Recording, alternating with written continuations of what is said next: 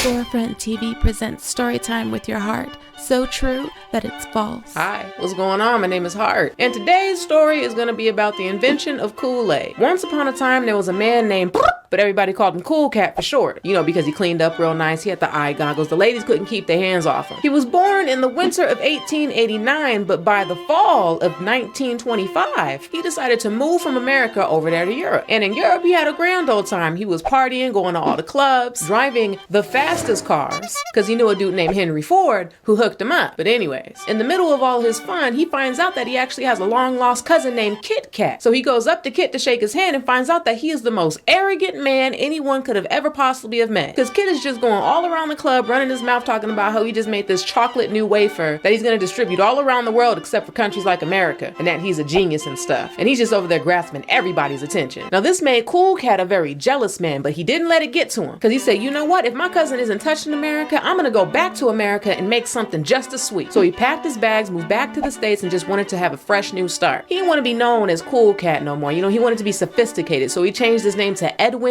Perkins. Now times was hard in America, you know, because they had the Great Depression going on. I think it was around that time, whatever, it's accurate. Mr. Perkins was trying everything in his power to upstage his cousin, but couldn't find one thing to make it happen. Until the day where he found himself at complete rock bottom. He lived in a real hole-in-the-wall apartment. He didn't have no food. He was running out of clothes and running out of ideas. And that's when he became addicted to smack. No, not that kind of smack, the liquid kind. The concentrate, not drugs. We're not gonna take that route. But by this time, Mr. Perkins is feeling super emotional, you know, wanting to give up on life, talking about his cousin is gonna win, he gives up, and all that crying and whining about his life made him really thirsty. But then he looked at his last supply of water and said, you know what? This just ain't gonna do. And then it dawned on him, what if I create something that can turn water into a nice, sweet, sugary drink? So he goes into his kitchen in his little hole-in-the-wall apartment and grabs some bananas, strawberries, grapes, peanut butter, berries, and prune juice. But then he looked at the prune juice and said, nah, I don't think this is gonna fit right. So he gathered everything that he took and put it into a thing called a blender that I think was created. I don't know. It's accurate. He mixed that all up, poured it into a cup, and put the cup up to his mouth and said, no,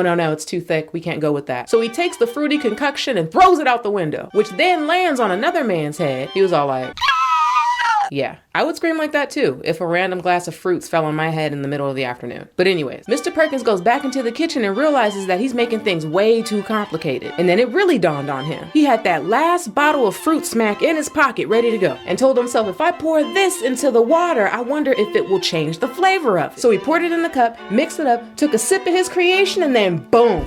Whatever he made tastes so good, it just made you want to smash through a wall and be like, oh yeah. And that, my friends, is how Kool Aid was invented. Thanks for watching. Click here for more Forefront videos.